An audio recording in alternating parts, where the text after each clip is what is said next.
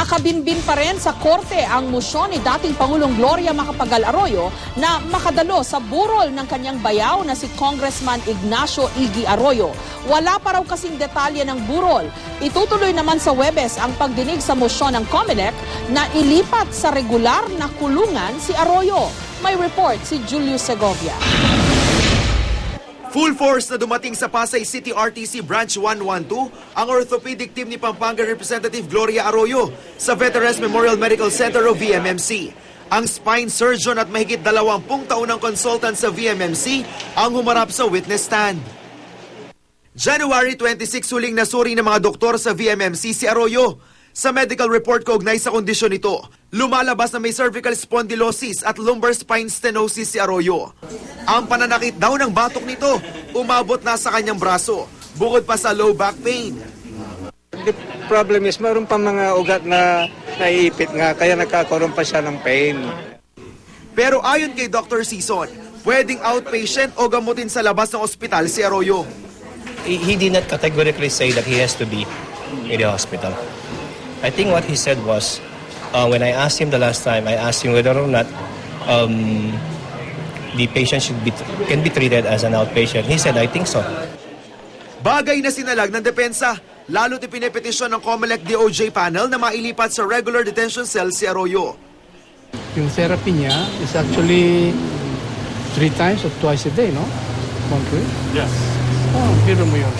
Tuwing nangangailangan siya noon, lalabas, kukuha ng security. Mahirap yun. At saka ang environment doon, siyempre, may stress naman siya. Hindi na natin pag-uusapan muna yung kanyang tinatawag na entitlement, no? As former president, kaya meron din namang konting courtesy at yan eh. Bagaman pwedeng maging outpatient si Arroyo, kailangan daw nitong sumailalim sa intensive physical therapy.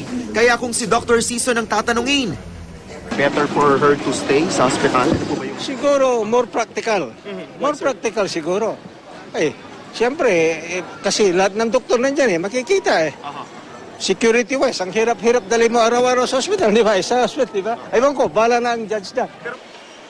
Habang dinidinig ang mosyon, nag-alay naman ang misa mga taga-suporta ni Arroyo na dinaluhan pa ng anak ng dating Pangulo na si ang galing party list Representative Mikey Arroyo. Hiling nila, house arrest. Ayon naman kay dating Pangulong Joseph Estrada, di na raw kailangan pang ilipat ang kongresista sa regular detention cell. Ituloy na lang daw ang hospital arrest niya. Ayon naman sa dating unang Ginoo, may kailangan pang gawing operasyon kay Arroyo. Pero ayaw na raw niya itong ipagawa dahil baka di nakayanin ng katawan pa ng dating Pangulo. Naglabas din ng sama ng loob ang former first gentleman sa kasalukuyang administrasyon.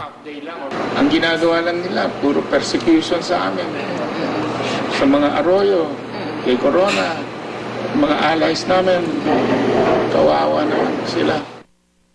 Bago pa ituloy sa Huwebes ang pagdinig sa mosyon ng COMELEC para mailipat ang dating Pangulo sa isang regular na kulungan, posibleng magpalabas na raw muna ng resolusyon ng korte. Kaugnay naman sa mosyon ni Ginang Arroyo na makabisita sa labi ng kanyang bayaw na si Congressman Iggy Arroyo. Hinihintay pa muna ng korte ang detalye ng burol bago ito magdesisyon. Julius Segovia, GMA News.